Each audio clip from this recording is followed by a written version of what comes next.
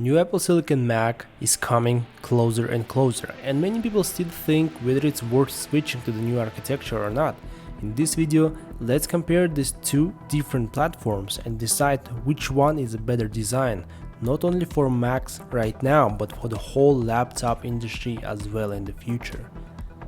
This is going to be a versus style video, and we'll compare these two architecture by these categories, and every winner gets a point of case of being superior. At the end of this video, we will decide which processor design is the one. This is Naivety Media, let's go.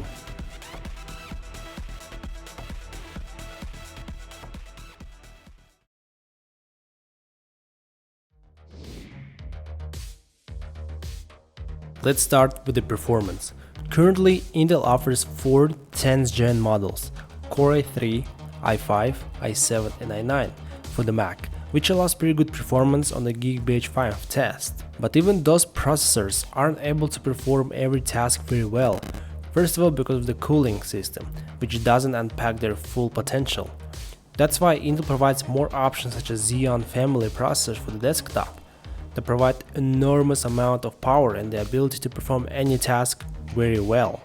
On the other hand, iPad's Apple A12X from 2019 already either performs the same or outperforms the 10th gen Core i7, especially knowing that it has no active cooling, which is absolutely mind-blowing.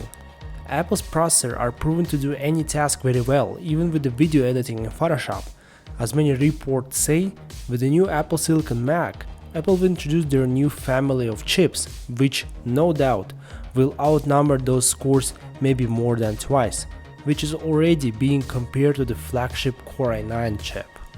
As of now, I can say that Intel provides more power than Apple Silicon, but at the same time, those powerful machines cost a huge amount of money as well as being only available for desktop.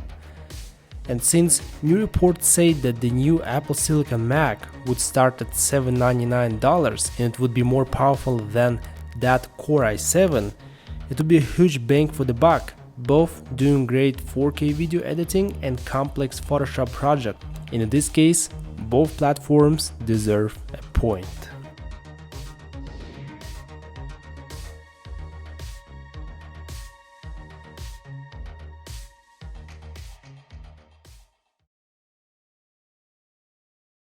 Let's go to the next, efficiency.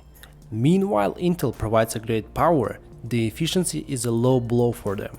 It's because the x86 chips have a CISC architecture, which according to the Stanford.edu, the primary goal of CISC architecture is to complete a task in as a few lines of assembly as possible, which eventually demands more power and produces more heat. And let's take MacBook Air 2020 i5 model for example. The power efficiency and cooling are really bad, therefore the MacBook starts to heat up to 100 Celsius even if you watch a YouTube video on Chrome. Then the CPU starts throttling to reduce that heat, which makes itself slower, therefore you can excel processor's full potential and capabilities. Unlike x86, Apple Silicon uses RISC architecture that only uses simple instructions that can be executed within one clock cycle. This provides a low power consumption, which is perfect for laptops, and less heat compared to x86. This is why iPad Pro can edit 4K 60 FPS videos consistently without any fans to cool it down.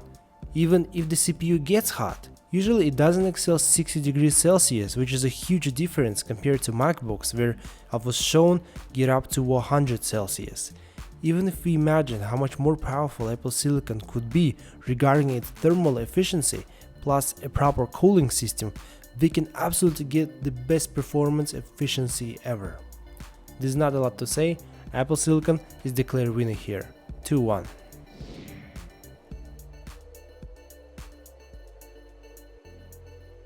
Okay, let's talk about battery.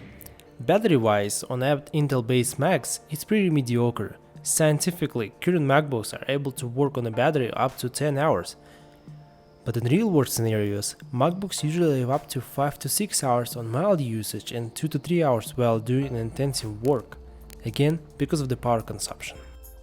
In contrast, Apple Silicon will be packing many features in regards to power consumption. In other words, The CPU would decide itself when to use more energy or less energy according to your use case, thanks to the neural engine, power management, performance controller, and etc. Additionally, Apple Silicon uses a system called Big Little, which includes 4 power cores and 4 energy saver cores. This is why it makes possible to have 15 to 20 hours of battery life and still have great performance at the same time. As of score, battery life has been a pet peeve on a Mac for a while, and I'm glad that now Apple will be able to fix this issue. Therefore, the point goes to Apple Silicon. 3-1.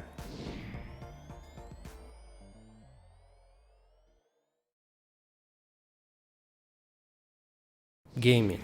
For the first sight, it might seem that Intel is the clear winner here, providing not only Mac gaming but a full-size Windows gaming experience via Bootcamp. Basically, any game from Steam, Epic Games Store is available to download on Intel-based Macs, which bring an ultimate machine for productivity and side gaming. But not so fast.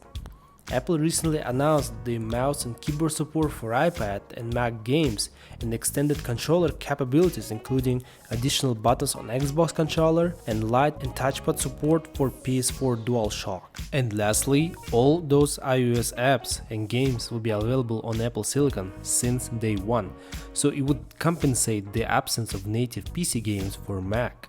But if you really want to play PC games on Mac, Apple announced that you can use Rosetta 2, which will translate those games to work with Apple's Silicon platform. As was shown in the keynote, the Tomb Raider works pretty well with a decent frame rate. To decide who gets a point, let's think about it. Most of the Mac users don't play games on them, not only because macOS isn't optimized for gaming, but for the same price of base MacBook Pro, you can either build your own PC or buy a gaming laptop with a decent CPU and GPU. At the same time, if you really want to play games on a Mac, and it's powerful enough, nothing will stop you with the Intel-based Mac. Even if Apple Silicon will have those iOS games from day one, mobile gaming can't simply compete with desktop ones, at least for now. Thus, Intel-based Macs deserve a point. 3-2.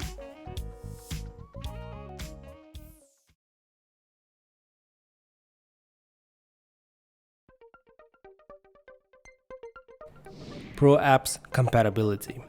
For many people, Mac isn't a toy, it's a machine for professional work that allows you to make money. Therefore, it's important to have a Mac that flawlessly supports professional software.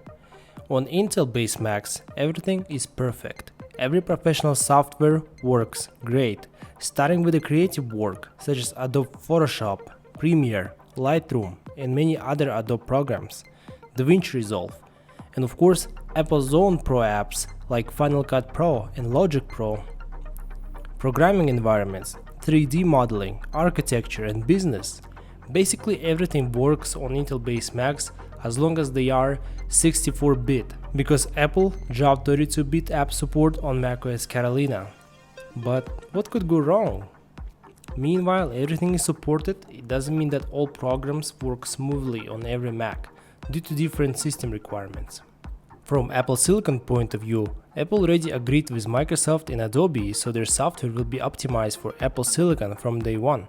Additionally, many developers are already working on the optimization, so by the time Apple Silicon Mac releases, many professional apps will be able to run them natively. Alternatively, for unoptimized apps, Rosetta 2 will come in hand to help.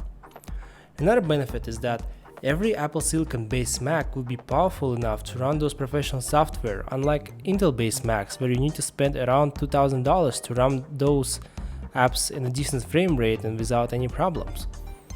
Obviously, even the base model of Apple Silicon Mac would be more powerful than the 2020 iPad Pro, which already surpasses the current MacBook Pro 13-inch with the i7, both in CPU and GPU performance, and again, giving us a great opportunity to spend less and still do professional work as well. In this category, it's difficult to decide which one gets a point. If you want to play it safe, Intel-based Macs is the one. You won't have to stress about compatibility and everything works as expected. At the same time, it won't take long until developers optimize their software for Apple Silicon. plus giving more options to spend either less and get drastically more performance, specifically in pro apps.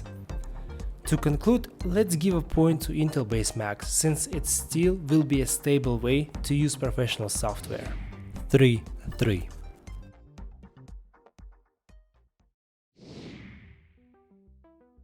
To wrap up our tournament, let's award them both. Both architectures have their own benefits, and in this tournament, we should understand that this comparison is only based on what we've known so far, according to Apple's keynote, rumors, and many videos on YouTube. So it would be for you guys to think which pros you like the most and which downsides you can deal with. At the same time, Apple wouldn't announce this transition if they weren't sure whether it's worth it or not. Just like Tim Cook said, they do it for one simple reason: to make a better product. Apple Silicon is promising a lot of dramatic features that not only will improve overall Mac experience but bring synergy between hardware and software, which none of any laptop manufacturers is doing now.